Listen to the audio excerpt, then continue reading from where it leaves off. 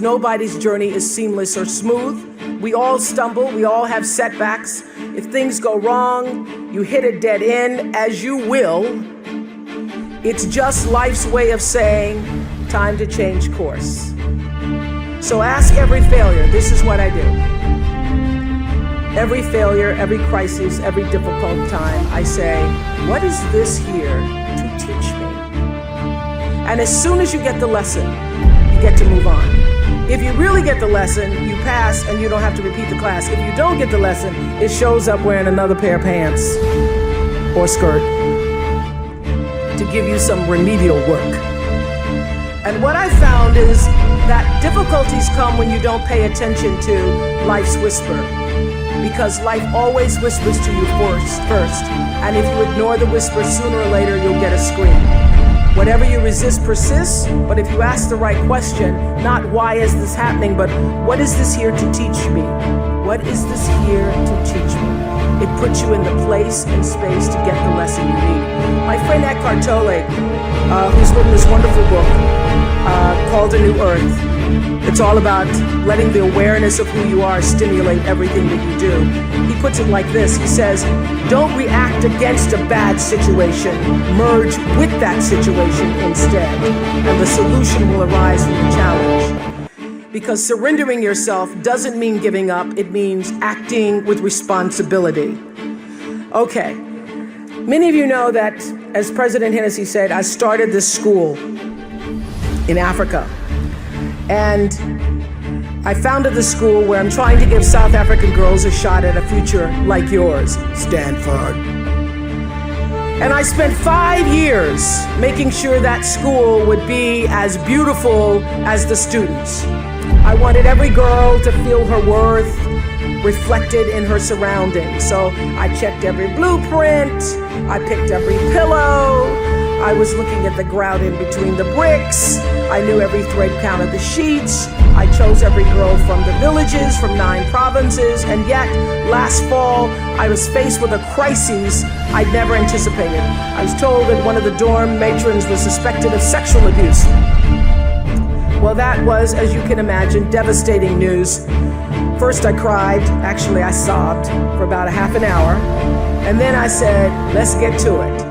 That's all you get, is a half an hour. You need to focus on the now, what you need to do now. So I contacted a child trauma specialist, I put together a team of investigators, I made sure the girls had counseling and support, and Gail and I got on a plane and flew to South Africa. And the whole time I kept asking that question, what is this here to teach me? And as difficult as that experience has been, I got a lot of lessons. I understand now the mistakes I made because I had been paying attention to all of the wrong things. I built that school from the outside in, when what really mattered was the inside out. So it's a lesson that applies to all of our lives as a whole. What matters most is what's inside. What matters most is the sense of integrity, of quality, and beauty. I got that lesson. And what I know is that the girls came away with something too. They've emerged from this more resilient and knowing that their voices have power. For other people's children, what they were not able to do for their own boy. The lesson here is clear, and that is if you're hurting, you need to help somebody else ease their hurt. If you're in pain, help somebody else's pain. And when you're in a mess, you get yourself out of the mess, helping somebody out of theirs. And in the process, you get to become a member of what I call the greatest fellowship of all, the sorority of compassion and the fraternity of service. The Stanfords had suffered the worst thing any mom and dad can ever endure, yet they understood that helping others is the way we help ourselves. And this wisdom is increasingly supported by scientific and sociological research. It's no longer just woo-woo soft skills talk. There's actually a helper's high, a spiritual surge you gain from serving others. So if you want to feel good, you have to go out and do some good. But when you do good, I hope you strive for more than just the good feeling that service provides, because I know this for sure, that doing good actually makes you better. So whatever field you choose, if you operate from the paradigm of service, I know your life will have more value and you will be happy.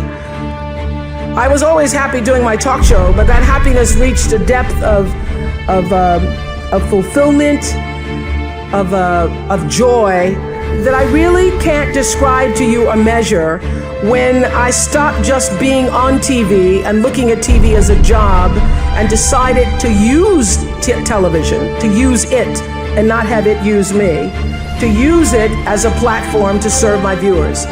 That alone changed the trajectory of my success. So I know this, that whether you're an actor, you offer your talent in the way that most inspires art. If you're an anatomist, you look at your gift as knowledge and service to healing. Having compassion for other people is at the top of that list. I would say commitment is at the top of that list. And also a spirit of constructive engagement. And by compassion, I don't just mean sympathy. It certainly isn't pity. It's being present, and it's also feeling with other beings. You know, during the years of the Oprah show, I interviewed over 37,000 people one-on-one. So whenever I'm telling my girls anything and they say, they start rolling their eyes, I go, I'm the only person you're gonna talk to that's talked to 37,000 people. So if I were you, I would pay attention. But during all those years of talking to over 37,000 people one-on-one, I could feel what they were feeling so strongly. Sometimes it made me sick, literally. So I had to learn how to feel how others were feeling, feel with others, which is what it means to be compassionate, to feel with others without taking in all of their stuff. Being compassionate means I feel with you.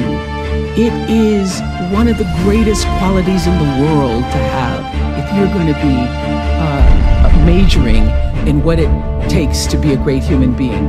I feel with you means I not only am willing to walk in your shoes, it means my heart beats with yours. It means I see myself in you. It means I may not have shared that circumstance, but I know what heartbreak feels like. I know what pain feels like, and all pain is the same. It means I can feel your will to want to do better and be better. And I feel and I am with you. In spite of everything that's happened to you, I feel your need to rise. I want to help you rise. I want to rise with you. If you can capture the humanity of people, if you can just capture the humanity of the people, of the stories that you're telling, you then get that much closer to your own humanity. And you can confront your bias, and you can build your credibility and hone your instincts and compound your compassion. You can use your gifts, that's what you're really here to do, to illuminate the darkness in our world. So many people are worried about building a brand. I hear kids on social media talking about their brand. And I used to really resent the word when people would say to me, oh, you have this brand, because I never even thought about a brand. I just thought about day in and day out, making the best, right choice for me. But now I embrace it because I recognize people see me as a brand. But for me, it's not a business. It is a question of what do you stand for? And I will say this, you're nothing if you're not the truth. So I've made a living, I've made a life, made a fortune, really, it's fantastic. All good from being true to myself. And that's if I could leave you with any message today, that is it. The biggest reward is not financial benefits, though it's really good. You can get a lot of great shoes. Nothing wrong with great shoes. But those of you who have a lot of shoes know that having great shoes and a closet full of shoes or cars or houses or square footage doesn't fill up your life. But living a life of substance can. Substance through your service, your offering of your whole self. And the baseline for how do you live a life of substance is whatever is the truth for you. What do you stand for?